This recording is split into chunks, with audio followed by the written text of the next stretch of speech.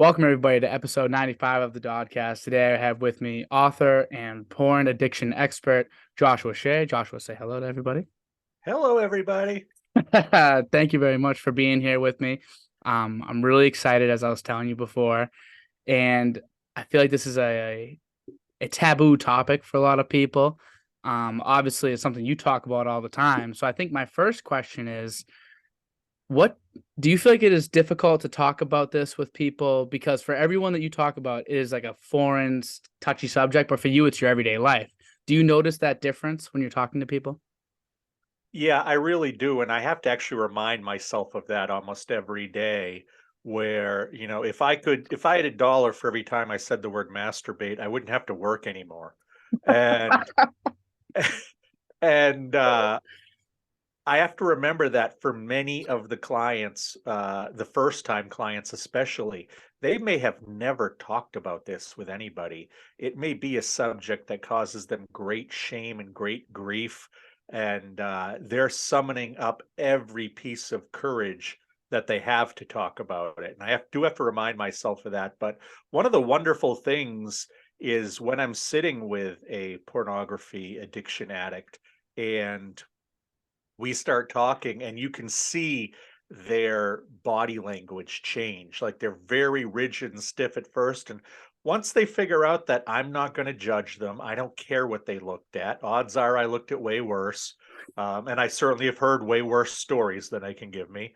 I'm not here to embarrass them. I'm not here to pass any kind of opinion on them. I'm here to help them. Once they recognize that they're not going to be raked over the coals, you do see that relaxation. And you do see a lot of times somebody actually being happy that they can finally talk about this openly that they've been hiding for so long. Yeah, it's not something like it's strange because it's not like alcohol addiction or drug addiction where there's definitely a shame and there's definitely it's just but the outlets to where you can talk about it like AA meetings, they're so present in our society and so talked about and everyone like has like a story of someone struggling with drug or alcohol abuse. But like not everyone has a story of of someone that they know that struggles with porn addiction. Even though I feel like from just me being not an expert, you can correct me on this. It feels like it's just as prevalent.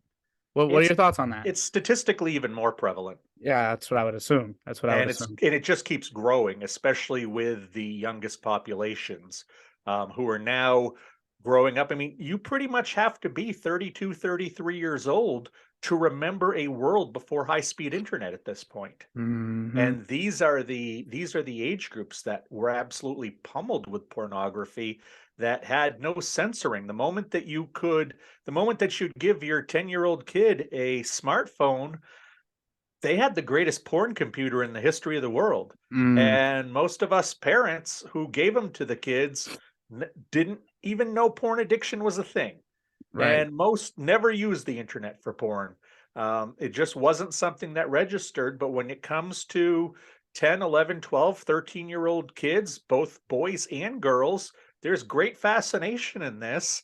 And now that they can watch the hardcorest of the hardcore on their phone, it's becoming an epidemic like we're seeing. I mean, the statistic that scares me the most, and this is now 5, 6 years old, this was before the pandemic, was that in a group of 18 to 30-year-old men who were surveyed, 33% said that they either had an issue with pornography, was developing an addiction to pornography, or had a full-blown addiction to pornography. That's 1 out of 3 guys under 30. Wow. That's scary because that makes, a lot of these other addictions that are perhaps more socially acceptable pale in comparison when you look at the numbers. Do you feel I like the wording you use, or I don't know if I like it, but it's interesting. Socially accepted, like addiction.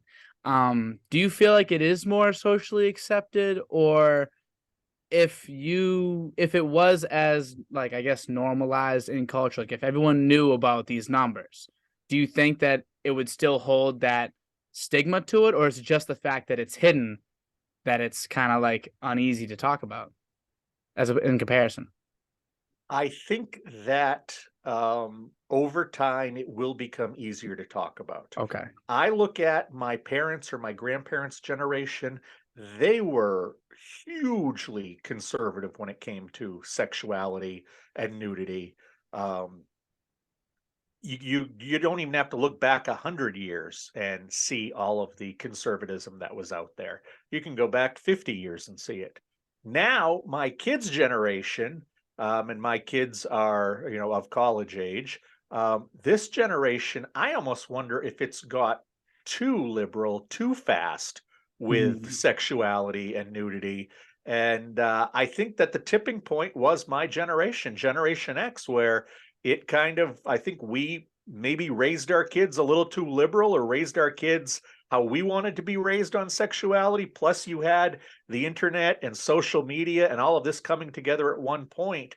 We now have this perfect storm, and we've got so many people, in their first 3, 4 decades of life who are addicted to pornography. We're going to need to start acting like adults and be able to talk about this and talk about this as a public health issue, not something that we giggle about because, oh my God, I can see a butt. It's time to grow up and recognize that you can talk about pornography without making commentary on the content of the pornography. Right. I don't agree with what I'm about to say, but do you mind if I play devil's advocate for a second with you? Please do. I know the way that, at least in the US, this is speaking strictly about the US, the movies that are out there, not so much the TV shows anymore, with shows like Euphoria and everything, but the movies that are out there and things that are being released, I know that they're much stricter with, say, sex and just any like pornographic behavior inside of a movie. They're much more willing to, as soon as they see something, they throw an R rating at it or an X rating at it. Whereas, like, you can see drinking and you can see drug use, and that can stick to a PG-13. Or even like, I think of one thing I think of a lot is violence, gun violence. You can see a full blown action movie where hundreds of people die, and that's okay. But like one sex scene, and it's no longer a PG-13 movie. So with that in mind, do you think that's just something that is sticking to the movies, and this move to streaming and TV shows is changing that? Or is that just not indicative of the where society is within? Well, when it comes to Hollywood, I was actually reading an interesting story not too long ago about how large the budgets for so many movies are Mm, now, how many superhero movies there are, how much with special effects there are, and how R-rated movies, it's almost like a stamp of death these days, yeah. where if you're going to make an R-rated movie, you better make it very cheap because right now the teenage audience is such a huge audience for movie going that they don't want to release anything that people can't see. They want to make the most money possible, and we got to remember that whether it's Hollywood or whether it's the porn creators, ultimately all entertainment is created for making money. And Mm, what is going to make them the most money? Hollywood has figured out that it's the PG and PG-13 movies. So don't, whatever they can't put in a PG-13 movie, they're not going to because they can't risk that R rating and alienating half the audience. Um, it's just the way things change. If you went back to the 80s, almost everything was R rated. It was almost a joke if something was PG or God forbid it got a G rating. yeah. You never wanted to go see anything like that. That makes sense. Also, I guess one more thing, I guess dancing around the subject, but being being as in depth with it as you are, and obviously like you know as much as you know, how much frustration is there with you about like people's inability to like break through and have these conversations? Um, I try not to get too frustrated. I try to stay basically even keeled. I mean, I know through my story, which is, 24 years as a porn addict, 22 years as an alcoholic.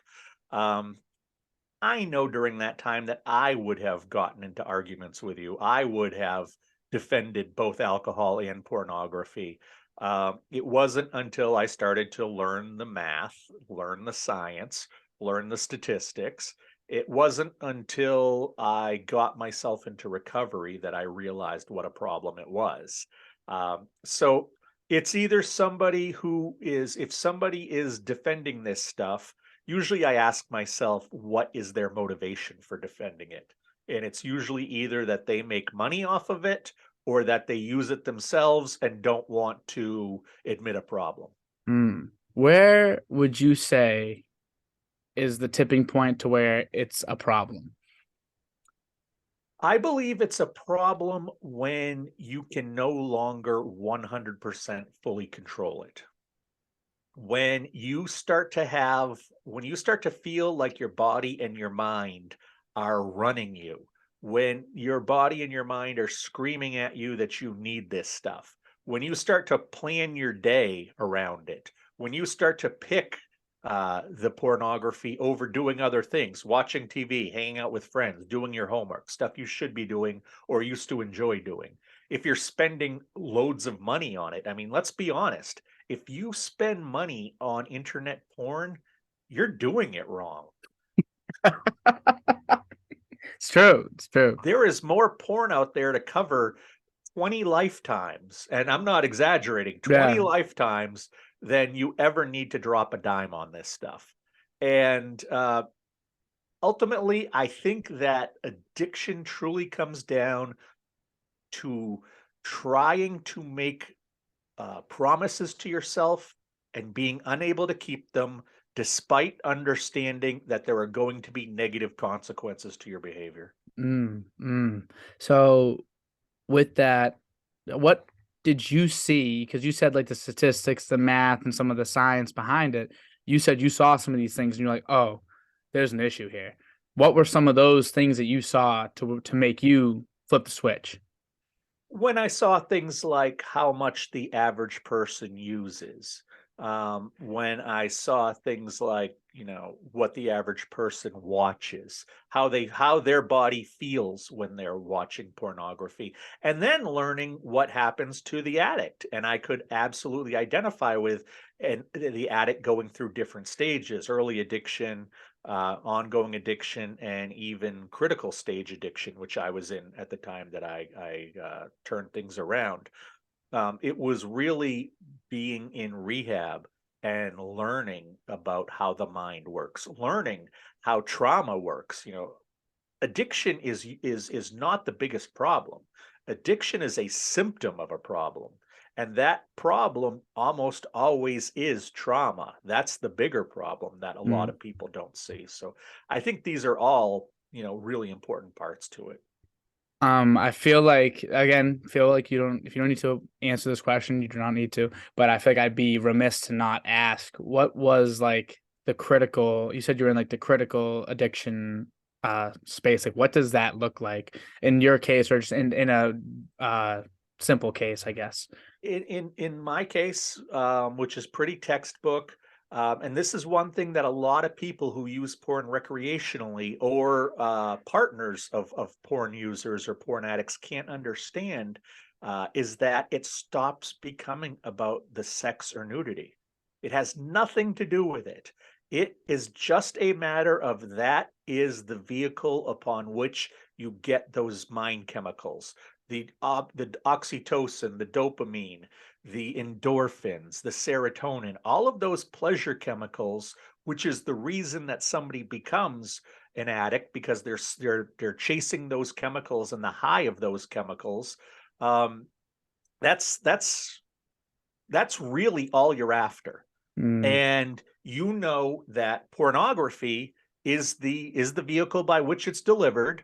So you go and you look at porn and you don't care what's on the screen. It's either doing it for you or it's not. And if that day, you know, simple missionary style sex isn't doing it, click a button, find something else. That's not working. Click a button, find something else. Click a button, oh, okay, well, here is beach nudity or orgy scenes or whatever it is. It doesn't matter whether it's soft core or super hardcore.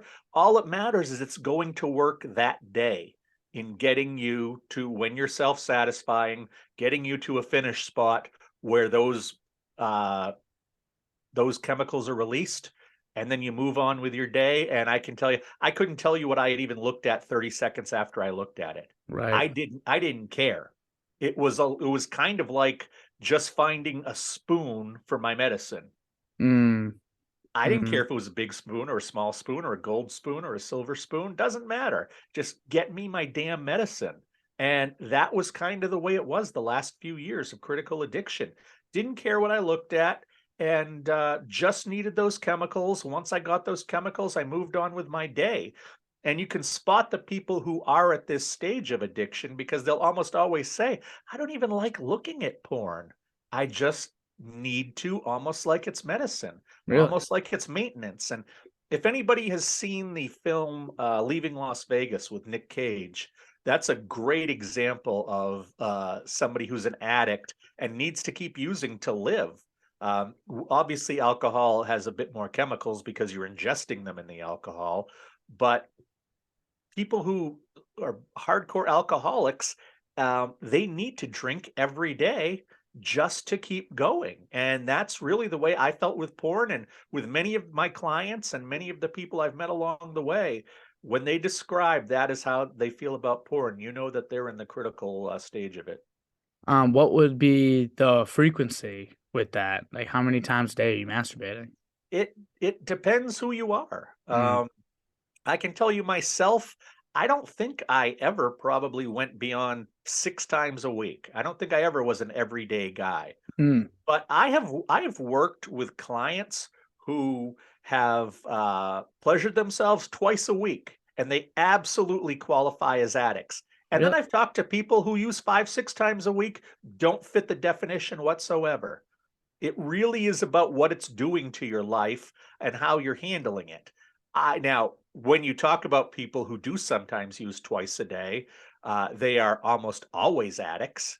I've dealt with people who 3, 4 times a day sometimes, and these guys you can almost always say are addicts.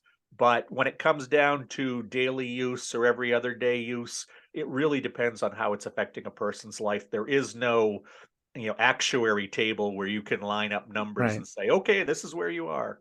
Right. So, do you feel like age has any factor on this? Like, I know younger people, you have the more hormones. Like, do you feel like that does it take that into effect into fact as a factor when you're coaching somebody like, oh, this person's 21 years old versus this person who's like 40 and has a wife?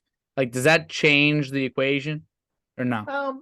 What changes it more is where they are at in life and what Okay. experience they've had in life. Yep.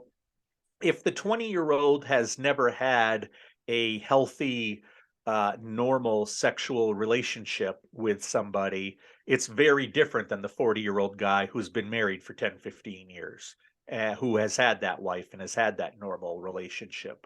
As far as age goes, attacking when it comes to something like libido or sex drive, there isn't a huge, huge difference among ages. It just because the addiction really dulls the libido. It dulls the sex drive. That's what's kind of ironic about this is that ask a heroin addict how much sex they want to have. It's zero. Ask a Mhm. gambling addict how much sex they want to have. It's zero. We often we often confuse sex or intercourse and porn addiction as some other kind of addiction because it involves the depiction of sex. It involves an orgasm. But the reality is people who are porn and intercourse addicts also have low libidos. You literally can get somebody who can have a supermodel for a wife who is the best person at having sex in the world, and that guy will not want to sleep with them. That guy will sneak out of their house in the middle of the night to go have dangerous sex with dangerous partners in dangerous places because it's not about just having an orgasm. It's nothing about having an orgasm. It's about getting those chemicals to your head and having intercourse with his partner, the supermodel partner in bed, just doesn't get him going Mm, because it doesn't produce the dopamine, the oxytocin, all those other fun chemicals. Whereas working with his addiction and giving into his addiction. That does it. And that's the thing. It's not because he's horny. It's not because he wants to get laid. It's because he wants to get those chemicals, and the way he gets them is through dangerous sex. We've talked a lot about like the male experience with this. Is there like not is there, I mean it definitely is, but like what would you say the difference is in genders, at least like in a broad spectrum, talking like maybe in sex, not gender, just to stay away from that conversation. Female and male, like what do We you could be here notice? all day. Yeah, right. So I'm just Um, gonna we'll talk about sex. Just like male, female, do you notice any difference in there? 90% of it is the same. 90% of it is exactly the same. I would say the difference is that women seem to put a little more feeling into it, put a little more emotion into it. Women statistically are more likely to act out and cheat on a partner after watching porn than a male is. And again, that's just statistics. Um, and you'll often find that women carry more shame. Women carry a few more stereotypes about what porn is or porn isn't. And I think that's only because they, as a whole, have not been accessing it nearly as long. Mm, For the 50s, 60s, 70s, 80s, up through a lot of the 90s, pornography was marketed toward a straight white male crowd because it costs so much to make, it costs so much to distribute. It was like a real movie industry back then when it came to how they made their revenues. And now, if you and I through Craigslist could hire some porn actors, hire hire people to write us a quick script, and we could have a porno movie made in 2 days mm, and making money for us online in 2 days. So it allows people to go after a more targeted audience. So you're seeing women being targeted more than ever before. You're seeing gay people being targeted more than ever before. You're seeing people of color or people of religion being targeted more than ever before. And I think that that is still a uh, I don't want to say novel and I don't want to say scary, but it's still a new experience for a mm. lot of adults who are non-white straight males. So it just may not have taken its true form yet in a I lot of think so, ways. yes. I think Right. so, yes. We talked about what the critical addiction would look like and what like a deep addiction would look like. What does it look like to have a healthy relationship with porn? I Do you don't think know that because I don't exists? think anybody has a healthy relationship with it. I've probably read over 150 studies, talking everything from dealing with kids and porn to dealing with marriage to dealing with, just how different people watch. I have never read a study where the conclusion is pornography is healthy for you. All I can say is that there is a population of people for whom they are able to watch porn in moderation, and at best, it's not unhealthy. Mm. So why does I mean obviously because you have experience with it, but you said you also have experience with alcohol addiction too. Why did the porn addiction stick out to you as something that you should study and you should become an expert on and help people with? Uh, I went to the bookstore, and hopefully most people remember what those are. Um, I went to a bookstore shortly after I entered recovery because I was a journalist by trade for over 25 years. I'm a researcher. Like I said, I've read a ton of studies because I like reading those kinds of things. Mm, I went to the bookstore to see what I could find for porn addiction or sex addiction books right after I entered recovery because I'm a researcher. And there was nothing there. There were books on alcoholism, there were books on drug addiction, there was books on overall addiction, but nothing for sex or porn. And that was when it just dawned on me, what is a guy who doesn't like to read these kinds of studies? Where are they going to get their information? Yeah, so I went home and I looked on Amazon and there was very, very little out there. So I said, perhaps with my experience as a porn addict, plus with my ability to boil down the statistics and science into easier to understand English, maybe I could write some books for the mainstream guy, for the guy who just wants some information. So that's what I did. That was the first thing I did. I thought that was going to be the only thing that I ever did with porn addiction, just kind of send that out there. And what happened was after that first book came out, I got some response from addicts, but I got a huge response from their partners, husbands, wives, even some mothers who were saying, "Oh my God, you fixed yourself. Can you fix my guy? Or how do I fix my guy?" And in talking to some of these ladies, I learned about the concept of betrayal trauma, which is when the partner lies about their use for years.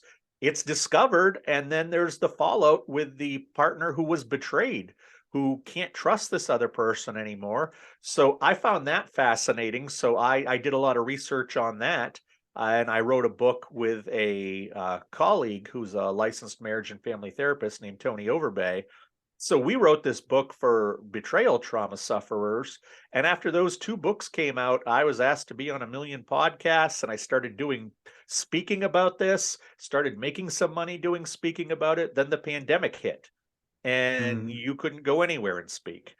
So I realized if I was going to continue to work in this realm full time, I needed to do something else. And I knew that that thing was probably going to be coaching. So I got myself certified. I took the courses that I needed. And that's what I do now, one on one, is help people with pornography addiction and help their partners with the betrayal trauma.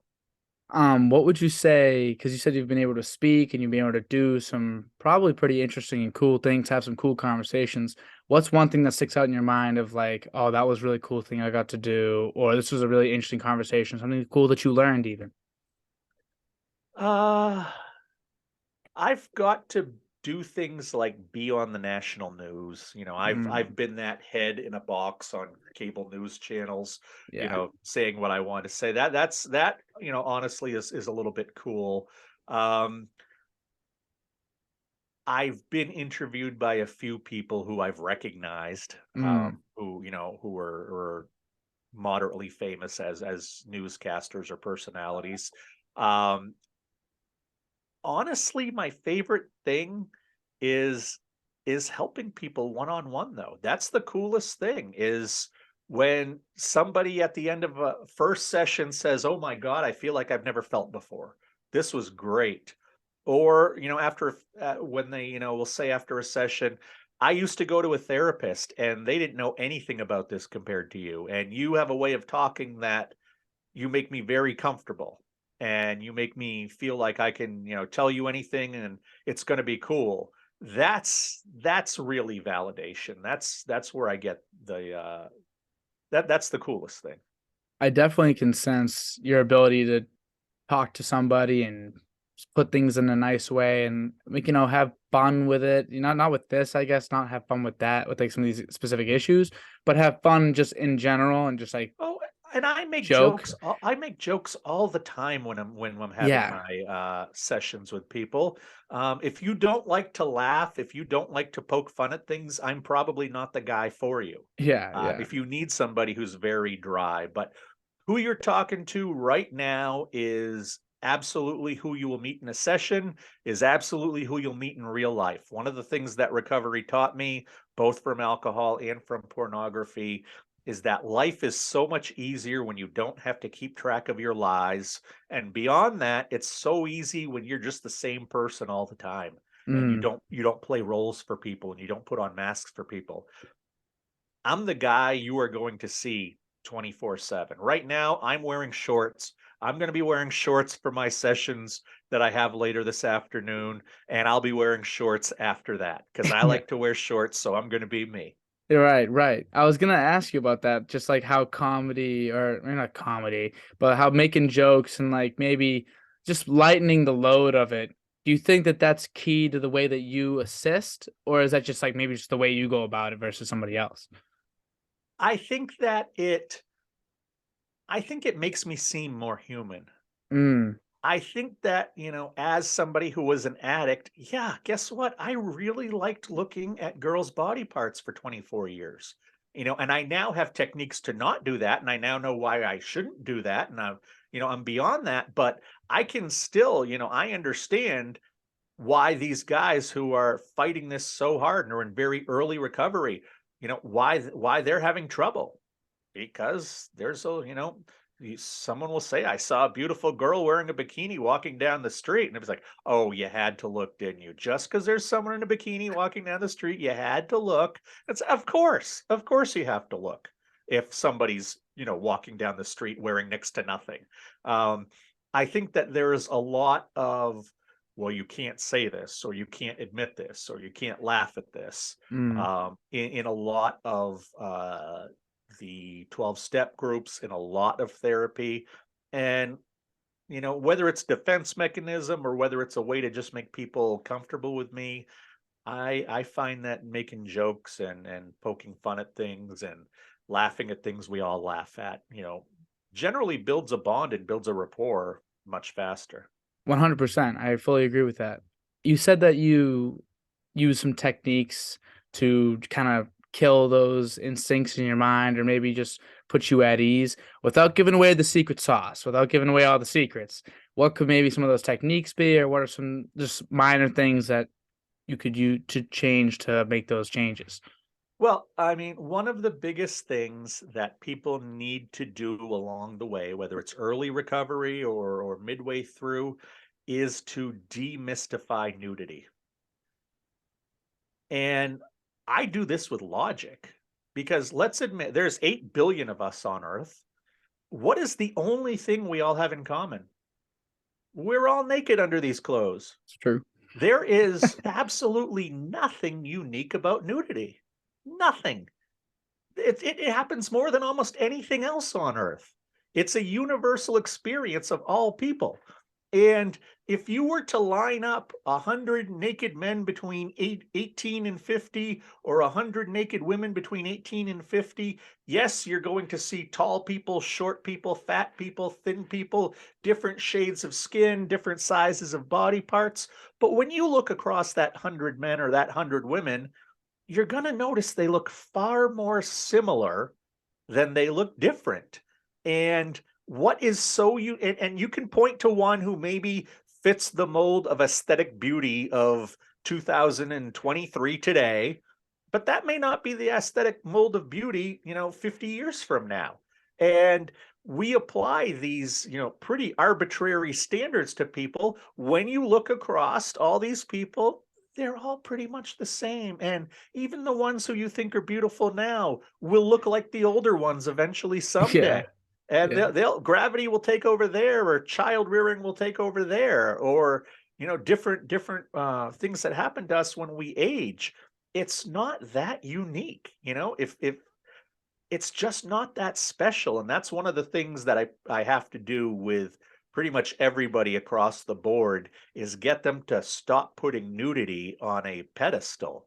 Because, as like I say, I tell some of these guys who I coach, how many thousands of breasts have you seen in your life? Thousands upon thousands if you've been watching porn 10, 20 years. You spot an actress or a model or somebody sexy online who, that there's nudity of them somewhere, and you just gotta see it. What are you going to see you haven't seen before? Mm. Absolutely nothing. Just because this person is an athlete or musician or a movie star, those are just jobs. They Yeah. are still a person. They still, look exactly the same under their clothes. And I guarantee if you've seen 1,000 sets of breasts, you've seen whatever this person's breasts look like. There are just so many variations out there. You've already seen this. You're not going to see anything special. They take off their shirt. Ta-da, there it is. Are you shocked? Are you surprised? Isn't it pretty much exactly what you thought it would be? And yeah, the answer is yes. And so removing the specialness, removing the mystique around nudity is one of those things I have to do. And sometimes, like I said, it comes early in recovery. Sometimes it comes later on, depending what the person needs. And I know a lot of people that are struggling with addiction, as you said, it's a very chemical thing. It's basically entirely chemicals. It can be the only way you can receive things like dopamine, whatever that may be. What are some ways that you would maybe replace and start to fill in the gaps? Because obviously, if you can't cut everything out and then not add anything back into your life? Or do you think you can do that? Do you think cutting that out would maybe bring some of the joy back in some of your everyday activities? Uh, yeah, I mean, I think it's great cutting it out. If you can replace activities, when I pretty much used between 1 and 3 in the morning. So Mm, I just replaced it with sleep. right. Right. There are some people who use 5 minutes a day. There's not really that much they need to replace with time wise. Um, I just think that for those people who are trying to quit, you need to have plans. You should have, okay, I would like to use porn right now. I'd like to self pleasure right now. I should have other plans of what I could do, Mm, so I can leave the room, so I can leave my phone, so I can leave my solitude. And if I'm around people or I'm doing something else or my mind's otherwise occupied, then I won't be doing that.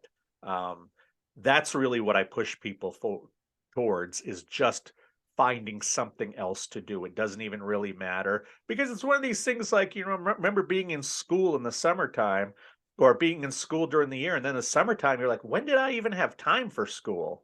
yeah. And Yeah. and it's just one of those things when it disappears, most people don't talk about having a ton of time on their hands. They just replace the activity with regular life. Would you say hobbies? Like, did you pick up any hobbies or anything that maybe like could be used as one of those five things that you have? Like, oh, maybe I'll paint, or maybe I'll read a book or something. Is there like, do you think there's use Uh in that or?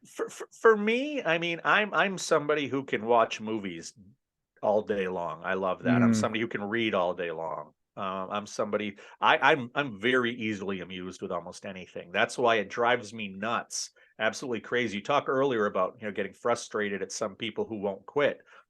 One of the things that makes me the most frustrated is when people are like, well, I only use when I'm bored, and it's like, that is an excuse. That is an excuse. Saying you're bored is a permission slip. It's a golden ticket to use. When you say you're bored, okay, I can use porn now, yay. There's no reason in this world you should ever be bored. You can, like you said, learn to paint, learn to play a musical instrument, write a letter to your grandmother, mm. read a book, write a book, go for a long walk, go for a long drive. You know, you can do so much, learn origami. There is so much you can do in this world. You should never be bored. And people who say that they are bored and that's the only reason they use porn, that is a bunch of crap. They are just making stuff up so they feel like they have a reason to use, not an excuse. Moving away a little bit from the porn, what are your favorite movies? If you're a big movie watcher. Favorite movie of all time is probably Goodfellas. Goodfellas, Um, great movie. So yeah, much fun to watch. love that movie. Can watch that all day long. I love the movie Jacob's Ladder. I've never watched A Jacob's lot Ladder. of people haven't seen that. It's now about 25 years old. It is one of the best movies if you're looking to just be saying, "What the hell is going on? What the hell is going on?" Really? Yeah, it's a great movie. One of my favorites of all time. There. Who's in it? Do Um, you know? what's that? Who's starring in it? It's oh God, what's his name? Tim Robbins is the main Oh, star. really? Yeah, Tim Robbins Interesting. is the main star. I think it came out probably right around 1990, give or take a couple years either way. Mm. One of my all-time favorite movies for sure. Um, I really like the movies of Sofia Coppola. Um, she's Francis Ford Coppola's daughter. Oh, She really? was the one who got shot in Godfather 3 at the end. Oh, yes, She's made yes. a lot of fantastic movies. Um, Probably the two best are Virgin Suicides and Lost in Translation, my two personal favorites. I've heard of Uh, Lost in Translation. I've not Great watched it yet. movie. I love the films of David Fincher, stuff like Seven, The Social Seven. Network, Great The movies. Game was one of his. I think he is absolutely one of the greatest directors out there. Paul Thomas Anderson's another great director with things like Magnolia and Boogie Nights. Darren Aronofsky. I mean, Requiem for a Dream is one of the craziest movies that's ever been made. Absolutely. And then he did stuff also like The Wrestler and Mother. He's just so prolific. I think right now we're almost in a golden age of movies, and I think that'll be recognized sooner than later. And I hope it continues with all this streaming stuff that we have going on, because more right now, more than ever, people need content. Yeah, it's definitely. I wrote down like all those movies that you were I expect a rattling off review of to every me. single one. I don't know if I could do that for you. I love movies too. Um, Me personally, I think it's more about the movie going experience, which is sadly fading. Yeah. Um, and I think a lot of this we can kind of bring a lot of the stuff that we've been talking about into this type of topic of just this overstimulation that everyone seems to have with the streaming and TV shows. They'll come out with 20 episodes at once, and people will be like, "I wish there was more." Like it's Yeah. just a crazy shift, and it's always like whenever we make a step forward, it feels like it's 1,000 steps forward. The internet comes out, and it's like information just became infinitely easier to access. You get streaming platforms and like TV shows, movies become infinitely more easy to access as opposed to like on demand, where like you have to pay. It's a very different process, and I feel like maybe this overstimulation, especially with my generation, as you were saying, is what's leading to a lot of this porn issue. It's Well, just so available. do you even remember a time where you couldn't pause TV or rewind TV? And Because I remember when that became a big deal. Nowadays, people yeah, don't even bother anymore. Like it's like I'll yeah, just no, watch it later. that was not the world I grew up in. That's And it's funny. amazing how much technology, TV shows that I haven't seen for 20, 25 years are filling up all of these streaming different apps. And if it's ever been filmed, it's out there now. Right, right. I wonder sometimes because I'm 20. I turned 22. Actually, today's my birthday, by the way. Yeah, Congratulations. thank you. You I made it this turned long. right 22 years old today. And I know I'm young. I know that like my life has pretty much been entirely through phones, but I remember not getting my first smartphone until I was probably in high school. I got to freshman year in high school, maybe eighth grade, maybe. But I did have a lot of my childhood with a box TV. I did knock on doors to get friends to come out with us. We did ride our scooters and our bikes around the town looking for people and looking for things to do. There was a little bit left, You are I the think. very last of that generation. I think so. I think I was the very last bit. So when our professors will talk to us and they'll say, "You guys grew up with smartphones," I don't know. Like, I'm not. Maybe it's just because it's me and like I think I live in that world. I don't think we really did. What I'm looking at is the kids 10 years younger than me, Yeah. and maybe 5, 10 years younger than me. Because I know of people that were 6 years old when they got their iPhone, a smartphone, which is again, as I was saying, with these big leaps, vastly different than a flip phone, which is what I had when I was in fifth grade. That's when I Yeah. first got it. So things change as time goes on. And I wonder what the impact is going to be on the people 10 years younger, maybe the 12-year-olds right now, people born in 2010 and beyond. Do you have any ideas of what the impact that's going to be in your field with porn and everything, with people that are born the whole way with it? Well, I mean, right now we can look at the fact that there is a kid who has just got home from school somewhere in America, and he is about to sit down and watch more pornography than his great grandfather ever saw in his lifetime. Sure. And he's going to watch it this afternoon. And tomorrow, he's going to do it again. And Mm. on the day after, he's going to do it again. That's only 3 generations. Our little monkey brains have not evolved in 3 generations to handle the kind of deluge of chemicals we're sending into our bodies. We are supposed to only get this mix of chemicals when we engage in sexual intercourse. And now we've learned to go around it and short circuit ourselves. And we're now just learning 20 years after high-speed internet has come about what the dangers of it are. I think that the biggest next thing that we're going to see, and I believe that this will ultimately be the legacy of the pandemic when it comes to pornography, is that we are going to start seeing pornography addicts not in the consumer side, but in the producer side. There are so many people now through things like OnlyFans or cam sites There are so many more millions of people creating pornography now on their own and selling it on their own online than there ever has been in the history of the world. And I've written 4 books about porn now. The third one was about how the online pornography world changed during the pandemic. It probably advanced 10 years in 3 months Right. because everybody was stuck at home. And it wasn't just, guys sitting behind their computers consuming the porn. You had all of these usually young service workers, the bartenders, the waiters, the waitresses, the hostesses, the people who work in retail who suddenly didn't have a job and needed to make money. And a lot of them being gregarious people, being people who care about their image, who know how to, be good with customer service, got into the sex trade. And you look at something like OnlyFans, January 1st, 2020, just as the pandemic was about to blow up, there was 300,000 people making content on OnlyFans. Go back a year, January 1st, 2022, 2 years later, there's 3 million people making content on OnlyFans. Wow. And in interviewing these people, I interviewed many of these people right when the pandemic started, and I interviewed many of these people about 5 months after the pandemic started. And there were some who were totally about the money, but I talked, and especially the younger ladies, I talked to them and they were like, I can't get a date in real life, but here I am for 3 hours a day. I can go online to my camera room and I've got guys from around the world telling me how beautiful I am.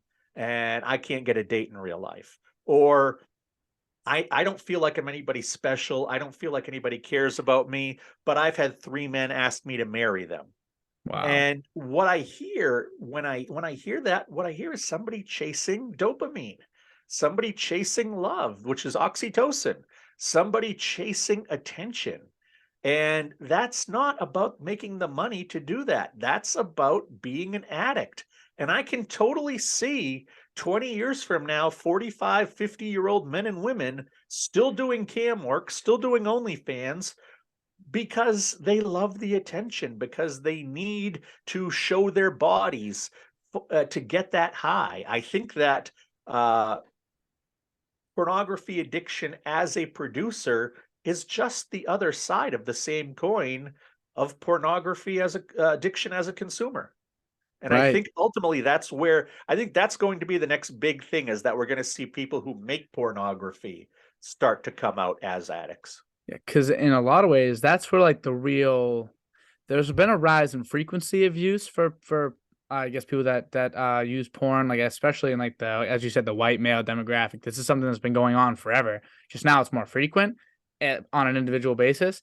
But in terms of like the community of users and the community of creators, that is the real thing. Like those numbers you just said were shocking, like going from the thousands to the 3 million range, And that's one site. That's which only is one site. just like craziness, Yeah. craziness. And so, yeah, that's actually a very good point. That's not the answer that I was, not that I had one in my mind, but that's not the place I thought you were going to go with that. So I'm glad. I feel like I really just learned something. I feel like that makes a lot of sense to me. That the creators are the ones that are now falling into that addiction. And also, it's a very different addiction for the users as well. Like that's something that you being an expert, you're gonna have to learn about. Yeah. Like what that experience is like when you're talking to the person on the other side, and then especially as AI evolves, this is opening a massive can of worms. But one day they'll just be able to chat with you Yeah. and be able to make a video that looks pretty legit, and then Yeah. a guy could be in that chat room with an AI bot. So Pornography has always been on the cutting edge of technology it's kind of hilarious. because, well, but if you can create a new technology, people want to know how to have sex with it. Yeah. And that's the way it's been since history started. Once you have new technology, how can we sexualize it? Right, right, right. Like those AI, like not the AI, the virtual reality. Headsets, the virtual reality headsets, exactly. Oh Jesus, I like forget that those even exist. Like that was the first thing, one of the first few things. You're right. It's on the cutting edge. One of the first few things that I saw like in terms of like what its purpose could be, that's one of the first things that like comes to mind that like it's like, is that how that works? And You if know, it's those ever get to the point that they're $20 each, ooh, that's when we're going to see the real, explosion of that. another yeah. Thankfully they're just too expensive right now Yeah, it's for another one of most those people. examples of a small step that makes a massive change, you Yeah, know? Um, absolutely. yeah, so there's a lot of spaces like that. Um, I was gonna say, when also, I might just cut this part out. Do you have a cutoff time where you want to be Yeah, I have a session to do at 5 after 6. 5 after 6? Okay, so we can just, you know what? I'll keep all this in. We'll just wrap up here, because I feel like it's like a pretty, decent spot. I want to get into a new conversation. Have to cut that short.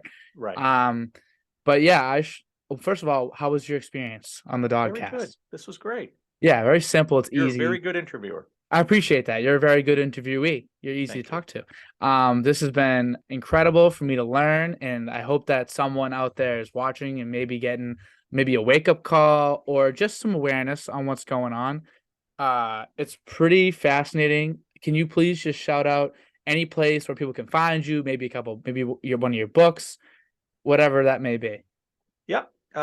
You can find me at my website, which is paddictrecovery.com. That's how you can also schedule a time with me if you're interested in any coaching. Um, all of my books are available on Amazon. If you search my name, my latest book is I am reading this book about porn addiction for a friend. Um, I just that was the name that I came up with early on years ago, and I said I'm going to go with it. It's one of my 4 books, all available on Amazon. And then if you have TikTok, you can find me on there at that corn coach. That corn coach. That is actually where I found you. And then I saw you on the podcast guests list, and I was like, there's no way. Because I saw you Yeah, pop up one time. So really good TikToks actually. Very thank like you. quick. I love the way you do them. You give some pretty factual information. You know so much about this stuff, and you're a true expert. And I just want to say thank you again for coming on my small little podcast. It really means a lot to me. So It's thank you. okay. It's people always ask me, why don't you have a podcast? It's And like it's very, like, very good because, point. well, I would have to, come up with a new topic every week, and I would be Right. talking to largely the same audience. So I prefer to go to other people's podcasts and, talk to your audience, then move to a different one, talk to the same audience. So even if I say the same things, at least I'm getting them in front of a lot of different people. It's very, very true. But yeah, thank you very much for your time. And thank you everybody for watching. If you've made it this far, if you made it about an hour in, then I applaud you. Thank you very much. And don't watch porn today. Today, take the day off if you're Yeah. watching right now. Make this the wake up call. Don't watch porn today. And yeah, thank you very much. Thank you as well, Josh. And I'll see you guys next week. Bye bye.